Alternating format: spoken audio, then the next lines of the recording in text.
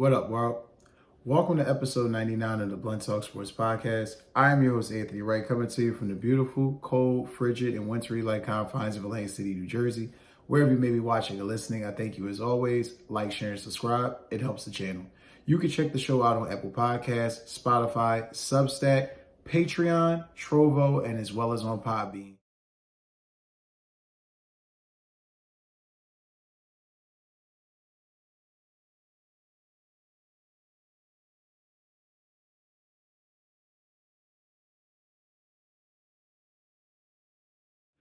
I thank you guys as always for watching and listening.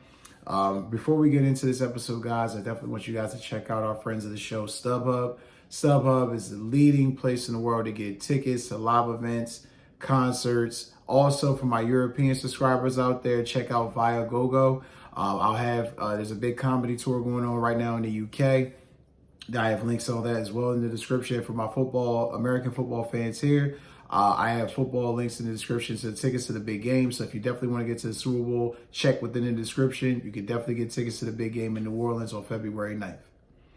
Hopping into this episode, we're going to talk about a team that has the potential to go to the Super Bowl on February 9th and one that doesn't.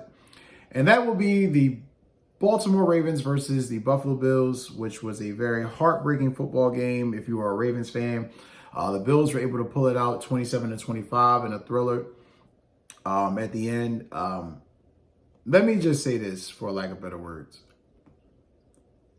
I know a lot of people are going to shit on Mark Andrews, and I understand. You know, Mark Andrews is going to bear the brunt of some of this. He definitely didn't do everything he needed to. He didn't play well by any stretch of the imagination. But I would argue that up until the second half, and like I said, I'll get into that a little further, but up until the second half, the offense didn't really play up to standard. I think Lamar's turnovers early in the game definitely did not help the team, put them behind the 8-ball.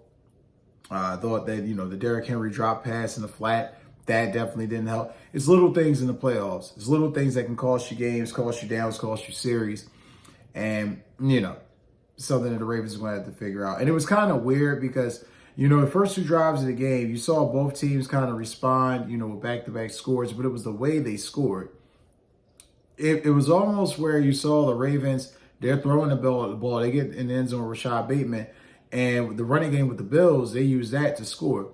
And that essentially is what catapulted the Bills, into, the AFC Championship Game. Second drive of the game, you got Lamar throwing a pick. He throws an interception to Taylor Rapp. You got Milano getting pressure on him. That doesn't help. The defense then bails you out and gets a stop. However, then Lamar got a pass, and then he, gets a forced fumble. Von Miller scoops it up, runs it back, puts him in scoring position. The Bills capitalize with a touchdown. I mean, this is early in the game. We're not even in the third quarter. I mean, this is literally early in the game. And then, field goal kicking by the Ravens. They're trying to respond as best as they can to stay within it. Lamar just looked antsy. He looked uncomfortable. He didn't really look like he really had his bearings under him. And maybe he was cold. I don't know. He just didn't look right in the first half. Now, he's played better. Now, that game Sunday, he played tremendously fucking better than he's played in any of his previous playoff games. All the shit that Jalen Hurts takes about his playoff record. If you get a chance, playoff resume or playoff stats, I should say stats, not his record or resume, it's stats. If you go off that alone, look at Lamar Jackson's stats. It's pretty eye-popping how bad he's been in the playoffs. So this game, I don't want to make it seem like it's Barry Lamar, but Lamar definitely has to wear culpability for this. You go a step further, at halftime, it was just a lot of things that weren't going right. I mean, by halftime, that was the biggest 10-point deficit. It was 21-10. That was the biggest deficit the Ravens had all season. So that just shows you how great of a team this team has been. But for some reason, as always, whether it was against the Titans or the Raiders or this game, they find ways to shoot themselves in the foot. You going on, and then in the second half, like I said, that's when the game really opened up. It seemed like the Ravens kind of turned it around, kind of figured out what Buffalo was doing, adjusted to it properly, which is something I think, keep in mind, we're going to keep an eye on next week in Kansas City. But it seems like the Bills had adjusted, weren't properly ready for what the Ravens had prepared for in the second half, and the Ravens adjusted, and they were taking it to them. And, when you see that the Ravens started minimizing the Bills' run game, Ray Davis was putting in work. Shout out to Ray Davis. Shout out to James Cook. They were starting to limit the run game. Some you're like, okay, all right, starting to see what exactly the Ravens are capable of. And it's funny because the Ravens are known for their run defense. So the fact that they couldn't really put good run defense together in this game was quite startling. I mean, very startling. But one of the other things, too, that I thought was definitely confusing, perplexing. Why in the hell did you stop going to Derrick Henry?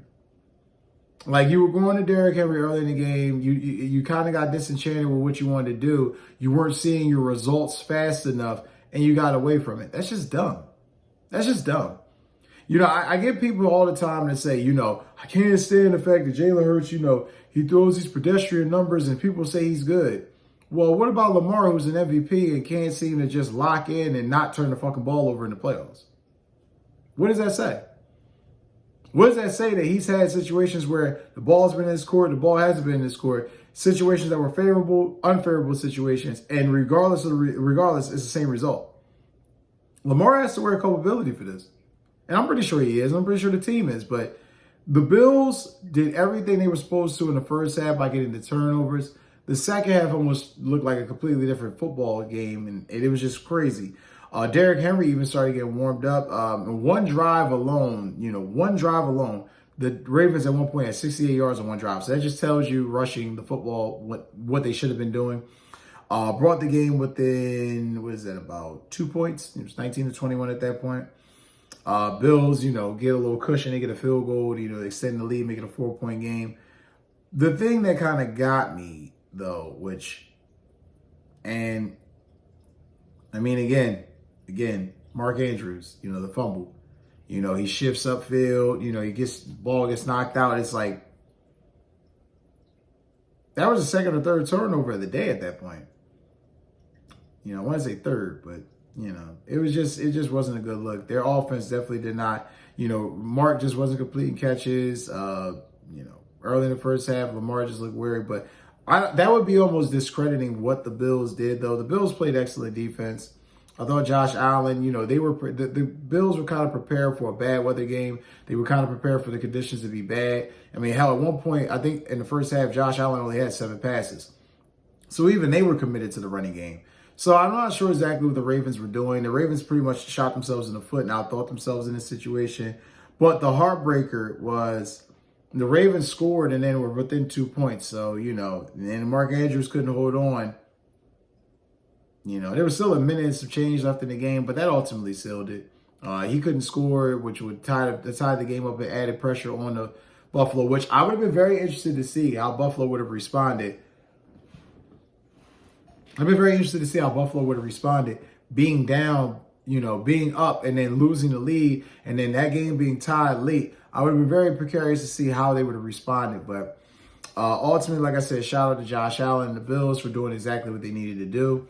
They placed themselves back in position to be in the AFC Championship game, which I think is a very advantageous situation for them because it's kind of a catch-22 this year. I definitely feel like they're good enough to where they could win it.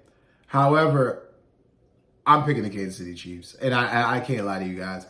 I'm picking the Kansas City Chiefs for 2 main reasons. One, they're the champs. And 2, they live rent-free in the Bills' head. Now, I understand Stephon Diggs and some of those guys aren't there, but Josh Allen's still there, and Josh Allen's the centerpiece of this offense. Josh Allen, I think, is going to put up a great effort. I think he's going to put up a valiant effort.